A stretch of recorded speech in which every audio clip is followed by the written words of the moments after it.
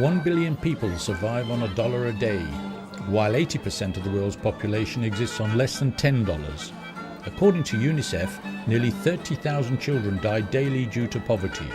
The UN aimed to eradicate extreme poverty by 2015, but they will fail.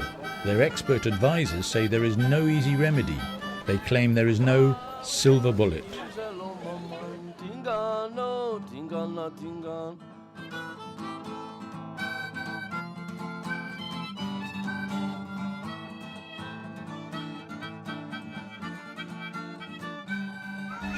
Poverty is not natural, it's the result of a rigged global economy. As rich nations grow richer, more people become poorer. Under the present economic rules of the game, it's impossible to make poverty history. That's because governments refuse to adopt the policies that would enable people to earn a decent living. For the origins of today's global crisis, we have to look to Europe. Mass poverty was inevitable when people were dispossessed of their land. In England in the 17th century, the aristocracy grabbed the land of the village commons. In Scotland, the Highlands were cleared in the 18th century. Many took refuge on the continents of America, Australia and Africa. But land grabbing was not confined to the United Kingdom.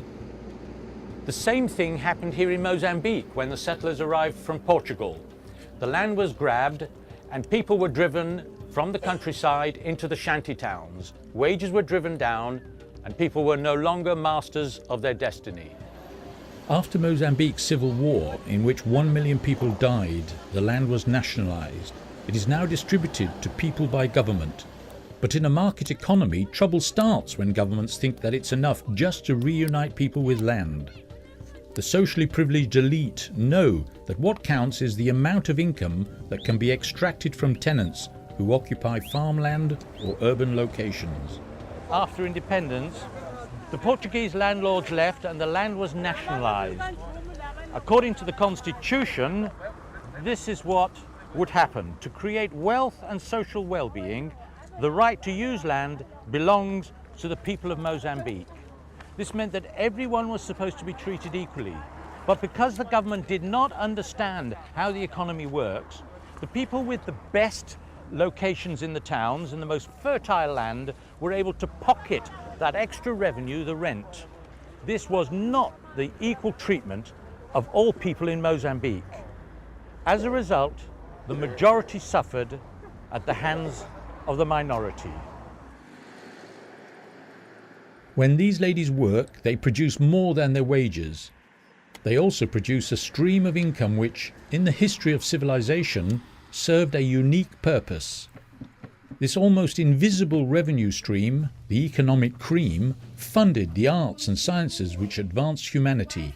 This additional value arose when people united their creative energies to drive their productivity above subsistence levels. The money collected as ground rents went into the public purse and was used for everybody's benefit. But now, unfair property rights are responsible for skewing the global economy. A select few prosper at the expense of those who create that added income. Take the case of this village. It doesn't have running water. Women and children walk for hours to bring drinking water back to their homes. It does not cost many dollars to sink a well into the ground so that water is on tap. But big gains from little steps forward are lost when the rents are privatized. Rents that people need to pay for their homes, their farms and workshops because they now have basic amenities. So what happens now Africa's rents are privatized? They eventually end up in banks in America and Europe. Governments then have no choice but to tax workers' wages and the goods that people consume. This punishes productive activity and drives many out of employment and into the shanty towns. If the economic cream, the rents, continue to go into a private purse, poverty will never be made history. In a country like Mozambique, that money is needed to fund social and economic development. People are willing to pay rent based on the fertility of the soil, the availability of public services and natural resources such as water. But who receives that rent determines the fate of these children. Africa needs that revenue stream to fund public services like this school. Mothers need clinics. Healthy and educated children means higher wages and more revenue for the community, but not if that revenue ends up in Western bank accounts.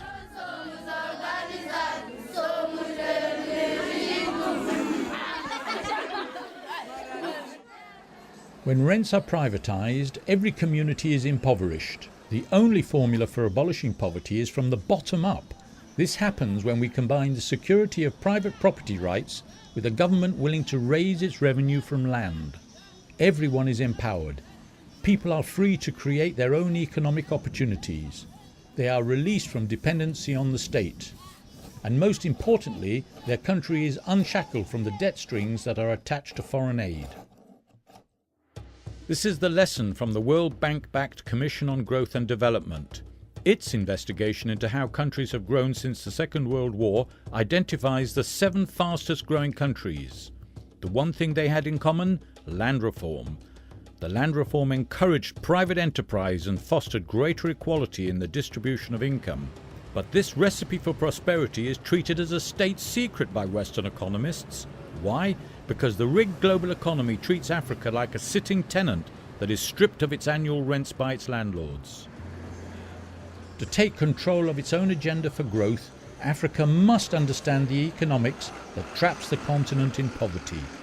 It is rich enough to be a dynamic global player if it stops playing the game that was rigged by the West. South Africa has the moral authority to offer leadership to the whole of Africa, but she also has the wealth. I'm not referring just to the gold and the diamonds that were dug out of this hole, which now adorn the British Crown jewels. I'm referring to the gold that paves the streets of cities like Johannesburg. It is not just the precious metal under the ground that built Johannesburg. These walkways are paved with gold. Gold in the form of rents produced by the millions of people who come to work every day.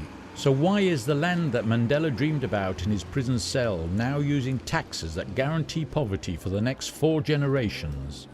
When South Africa forced apartheid into history, the ANC government could have stopped penalising productive people.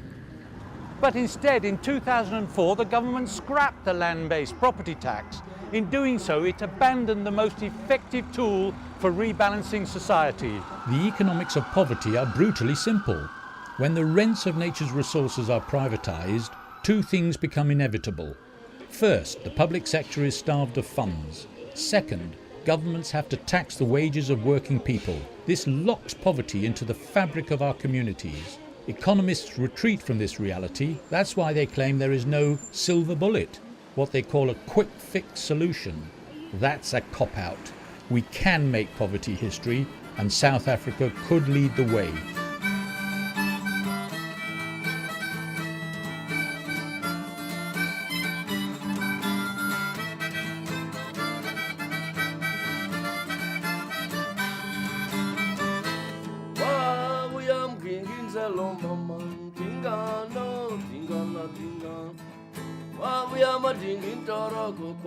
Dingano,